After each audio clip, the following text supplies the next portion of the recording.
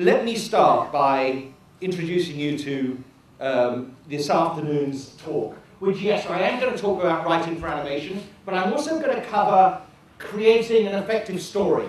I'm going to do a case study and just talk about structure as I see it, and some pitching in Hollywood, and how I pitch things. I think I just try to wrap all those things together for you. So, but before we start, I put together some clips of some films that I've worked on. I just thought let's start the afternoon by looking at a little bit of animation.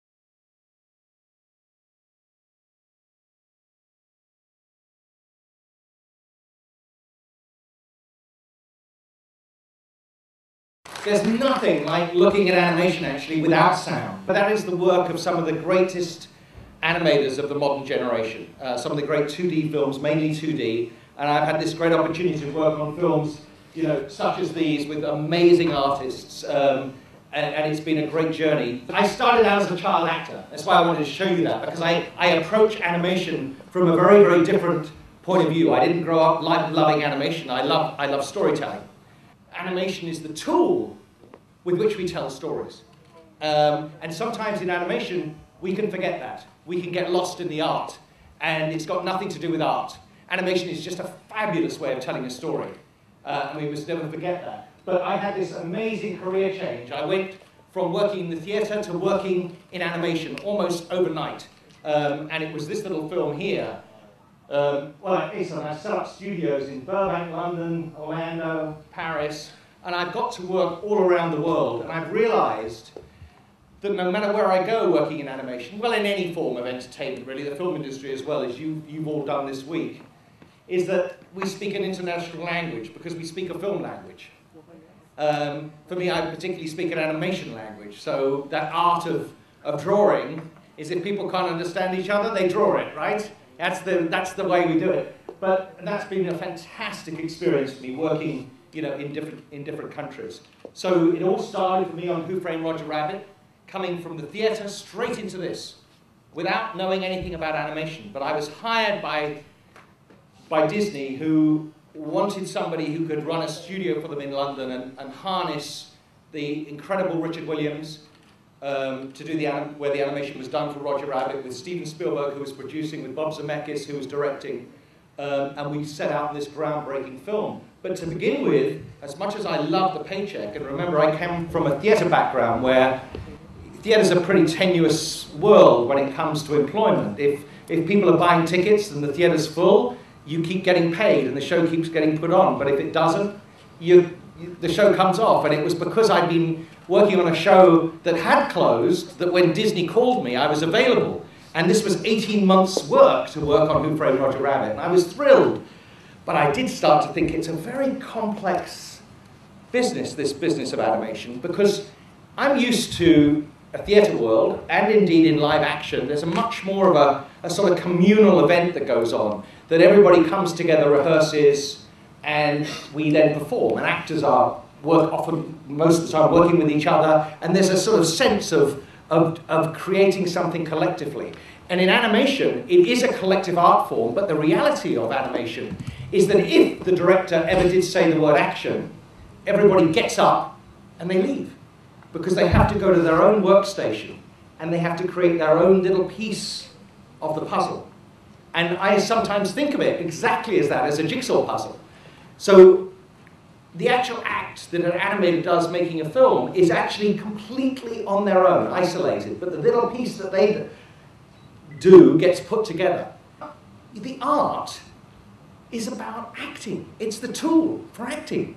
And when an animator doesn't know that, that's what they hear from me first of all. You're an actor. I'm making gestures up here to try and, emulate, enunciate what I'm actually saying. Well, of course, that's exactly what an actor does on the screen. He gestures. And so for an animator, he's working with a soundtrack, with a voice track of the actor. But that image has to be seamless. You have to believe that the character is actually talking to you, that it's not an animation character and it's an actor. It's one. So I set off on this journey into animation with, with the most amazing enthusiasm and got to work on this groundbreaking film. So what does a producer do? I just thought I'd just start the evening, as I like people to be able to pitch very succinctly their idea. I think anyone should be able to describe what they do, and I think this is what a producer gets up to. This is what I think a producer should do. I don't mind whether this is live action or animation or anything, or theatre, but I think our role is to balance the film's creative vision with the resources that are available. And this is the trick. I don't think there's ever enough time and there's ever enough money. I've never heard any producer, anybody running around say, we've got plenty of time and we've got loads of money. No, we never have all those things. So the trick to producing is how you use the time and it's how you spend the money. And that's what I think a producer gets up to. That's what I try and not always successfully, right? It's easier said, it's easy to put on a slide and very difficult to actually really do that. But that's at the heart of what I think a producer gets up to. I'm part of this team called Exodus Film Group. This is one of my companies that I consult for. They have a very interesting business model, which I helped develop for them. And it was to do this, to seek out and develop animated film projects, to finance them through a film fund, to identify partners for production and distribution. And what that did for me, no limitation of pipeline, no limitation of animation style, and really this is a live action model. Because that's how live action films are made. You put together your team to make your film. So Exodus, we just developed projects. And these are 3 of them that I just briefly want to introduce you to. One is Igor. This film was released 2 or 3 years ago. Next up is Bunyan and Babe. Oh, no, next up is Color City, about a box of crayons coming to life, a preschool property. But it's the 3rd one that I just wanted to point something out to you, that this film started out as a regular CG movie. And then I actually put this on it. I put this little 3D sticker on it. It's not really on the original poster, because stereoscopic 3D is an obsession at the moment, regardless of whether you want to have it. So if I want to sell anything, I want to be in Cannes or American Film Market or Toronto or Berlin, and I'm selling something, it's got to be in stereoscopic 3D. And I want to share with you a quote from a Hollywood executive about the very future of 3D, and it's been a topic this week. I was also had the pleasure of being on a panel back on Saturday about the future of stereoscopic 3D. So this is my little party piece on stereoscopic 3D. This is the quote, and it says, "While I have the confidence in the staying power of the three-dimensional film, I do not contend that it will be the one and only means of visual expression for the future." Well, that's nice. We haven't stopped. That's good. I believe it's very likely that films will be made in a number of different forms, depending on which is the most desirable for a particular type of story. Well, we love that statement, don't we? What I really love about this quote is this. Jack Warner, 1953, just showing us that stereoscopic 3D is not new, but what is the same as the 1950s is a feeling that we're under threat. And in the 1950s, we were under threat from television. And we had a lot of innovations in the 1950s. Because we had 3D, that was the big thing, right? This idea. Encounter the third dimension, and films like these came out. Wonderful films people love, but they were very much more about the effect than they were necessarily about the storytelling. We also had in the 1950s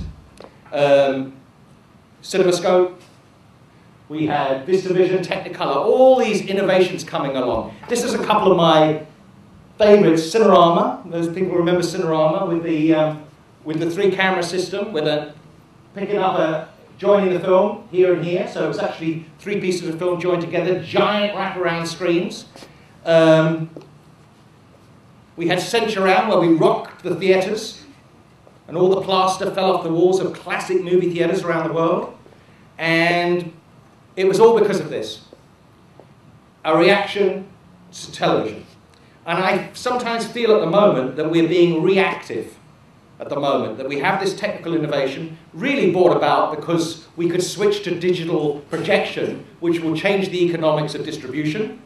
But one of the side effect benefits of that is 3D. And the challenge for us is that we remember that it really is about story. This is my, but this is what it killed. I mean, television did interrupt this art form, this form of variety, these live theatre performances. Most of these people ended up on TV. That's what was killed. But it wasn't the film industry. The film industry survived it. It survived all the technical innovations of the 1950s. And for me, it all comes down to story. Oh, this was a picture of me a few weeks ago, some attraction I found. But, 5D, where will it stop? All of the technical innovation to me is exciting and marvelous and great, providing it's a great story. It is not going to substitute the story for us. It is not an effect. And it's one of the things we're seeing with 3D at the moment. There is a diminishing return now on 3D in Hollywood. We're seeing movies it's partly money, cost of ticket, it's the glasses. Some people are sick, so if you go with a group of people to see a movie, 1 or 2 of that group are going to say, no, it makes me feel sick. Right? And there's a sense that perhaps I don't need it to enjoy the movie. I think we're getting better at making 3D movies. I think we're understanding the use of depth of field rather than me flying out, I might jump down there. But, that idea that, when in a theme park, we love 3D when something flies at us, or you suddenly get wet because a character's spitting, and suddenly you're feeling wet. And when you go to those theme parks, they're fantastic and very funny and very, very entertaining, but they're attractions. And for us, when we break the 4th wall, we have to be very careful because we just pulled you out of the movie. I loved the last Harry Potter. I thought the use of 3D in it was exquisite. Only once or twice in the entire movie did the image come out into the theatre. So my thing and why it takes me to the very core of what we're talking about today, which of course is story structure, storytelling. The technical innovations are there to help us tell better stories. They are not substitutes. And I know I've got loads of nodding heads in this audience because you guys are, already incredibly well-versed and leaders in the industry. But this is, my message of this. But today, let's talk about writing for animation. These are my real 3 ingredients when writing for animation. And I think this is, if there are differences in live action, they are few. They are much fewer than you think. But I'm going to try and pick out a few things. I think we need a great story. Got to have a great story.